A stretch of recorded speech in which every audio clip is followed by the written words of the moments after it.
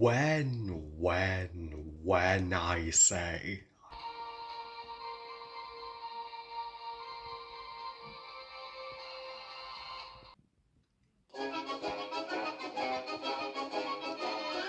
Pockety, pockety, wockety, whack. Abra-dabba-dabba-dack. Shrink in size, very small. We got to save enough room for all. Higgitus, piggitus, piggitus, boom. Crash-a-dinch and pound-a-dunk. Hail King Arthur, long live the king. The Sword in the Stone, directed by Wolfgang Reedman, and is the 18th Disney animated classic overall, and the penultimate one to be produced by Walter Disney himself. The Sword in the Stone tells the story. It's loosely based on the Arthurian legend, where taking place in medieval England, where after the death of Uther Pendragon, the king and no heir to the throne, a sword appears in a stone, a miracle. Whoso pulleth out this sword shall be king of England.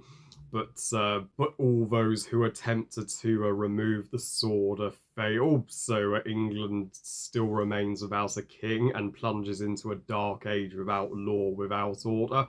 That is until a younger, scrawny, orphaned lad named Arthur, who his adopted family call a Wart and treat him like dirt. So he stumbles across the mighty magician Merlin and his talking out Archimedes, and Merlin offers to educate the lad to help him amount to something.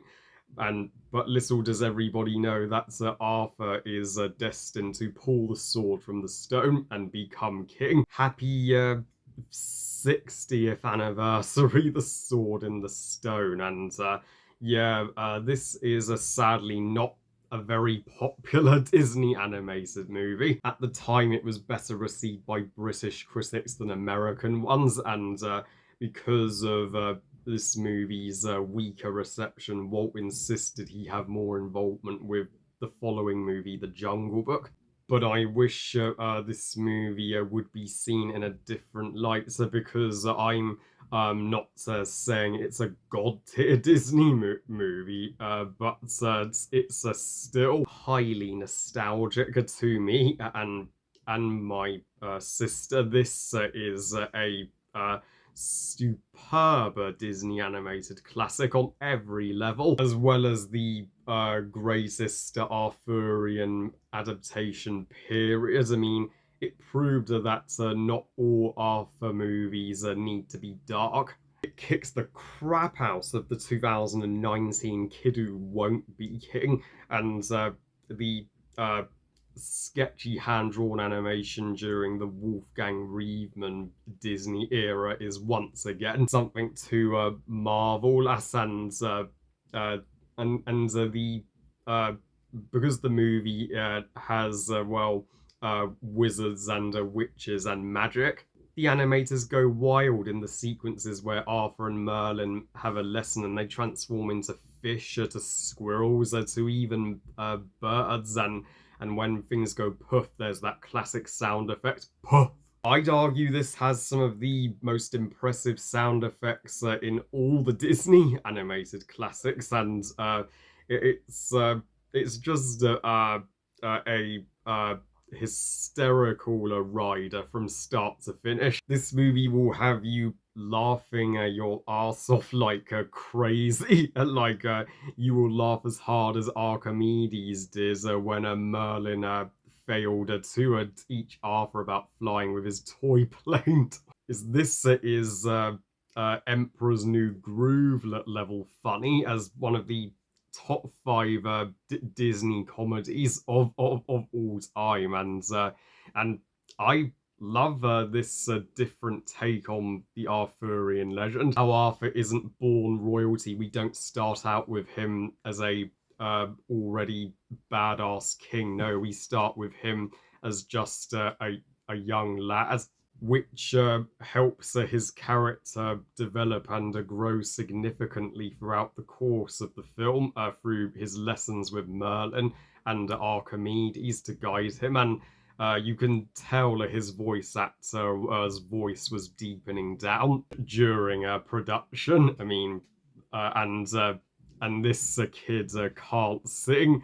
For every high there is a low. For every two there is a fro. Yeah, leave the singing. That's what makes the world go round to Merlin, kids. And speaking of Merlin, oh wow, uh, he's uh, one of the uh, most warm and lovable Disney mentors you will ever see. And he is my all time favorite movie version of Merlin. I mean, he's because I mean, as much as I love the Warner Brothers animated movie Quest for Camelot, Merlin in that movie did so little, whereas this Merlin has an enormous role, so much likability, and can be just straight up kick ass when he needs to be. And Merlin is also ahead of his time. He has infinite knowledge of the future to come, helping him give those handy tips and inspirational words to Arthur about gravity and love. How he's even been to the future and knows all about motion pictures, electricity, uh, and Arthur's legend thousands of years before anybody in that time period was. Archimedes, oh, the uh, funniest character in the entire movie, bar none. I mean, he often clashes with Merlin's views about how to educate Arthur, but when Merlin uh, uh, leaves in a fit to Benua. Archimedes does do a great job at being Arthur's mentor in Merlin's absence. Archimedes pretends not to care, but he truly does, and also that's Sugar Pots in Merlin's home. He's a character in himself. Wish I had a magical sugar pot that would pour the sugar in for you, and you only had to say when you've had enough sugar.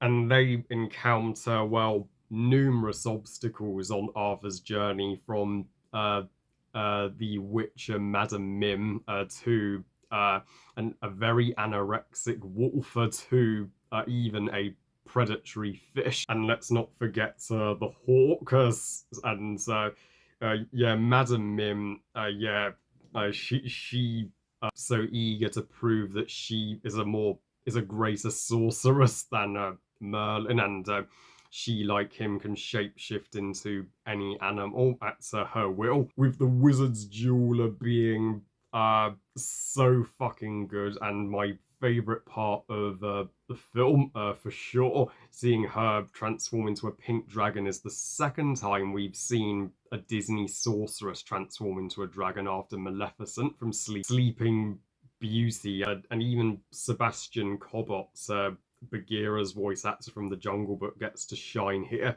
playing Arthur's strict foster father, and he is determined for his son Kay to win the jousting tournament and become the king. And he makes Arthur and he puts Arthur on literally all chore duties in the castle. I mean, and you would have to have a drinking game for the number of times you hear Arthur trip down the steps with dishes. Whoa, wait, whoa! And Kay, yeah, he's the most unlikable character for sure. I mean, he is no way is he king material. No, he's literally the Dudley Dursley of Disney as far as abusive relatives go. And the lady who works in the kitchen, she is horrified to see the kitchen bewitched by Merlin to do the dishes while he and Arthur are having their squirrel lesson. And Sir Pellinor, he's one of the good and noble knights who lets Arthur have a chance to pull the sword out of the stone in the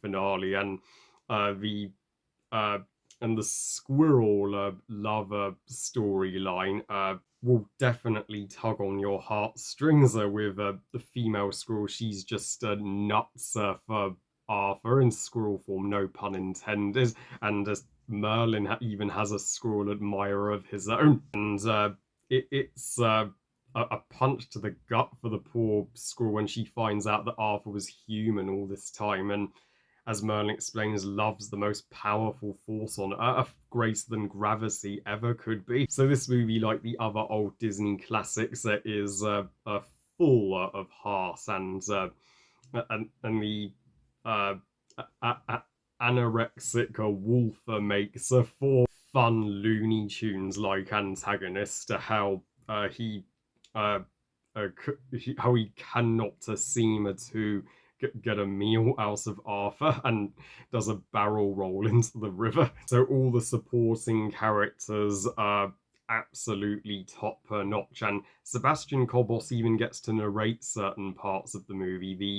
The very beginning and the very end, after the opening with the book and an English a folklore singer sings about the origin of the sword in the stone, and it freaking nails the tone of uh, old England, uh, and and Sebastian Cobot does a stupendous job at his narration. The Sword in the Stone soundtrack is not going to blow up on a Disney Channel or anything, but the songs are still barrels of fun and deserve more recognition on the Disney Song Wall of Fame, like Merlin's tune when he's packing wockety wockety wockety back, hickatus pickatus hickatus bob, press it to tardy ha. That may be the most memorable tune of the bunch, and of course, to and fro, stop and go. That's what makes the world go round. It's good when Merlin sings it, but not so much when Arthur sings it, like I said. And of course, Madam Mim's solo. I'm the magnificent, marvelous, mad Madam Mim. I mean, it's Madam Mim's show-off song, and the flawless introduction to her character, and we even get a brief tune just before the movie closes. Hail King Arthur, long live the king. You're just like, long live the sword and the stone. This movie is awesome and still criminally underrated. And yeah, uh, and 60 years later, I still come to its defense. I give The Sword and the Stone 5 stars out of 5. Best Arthurian movie ever. So yeah, this is probably the most positive review of The Sword and the Stone that you've ever seen. But yeah, fingers crossed that this movie will someday get the appreciation it deserves. I mean, uh, it's not likely we're gonna get well another animated Arthurian movie for some time. Well, I love you guys. Thank you for watching. I hope you guys enjoyed this review. And what are your thoughts on The Sword and the Stone? And where does it rank in the Disney Silver Age for you? Please comment and let me know. Please like this video and subscribe. Please follow on Twitter and Instagram. And I'll see you all next time. And remember, movies are us. Bye, guys.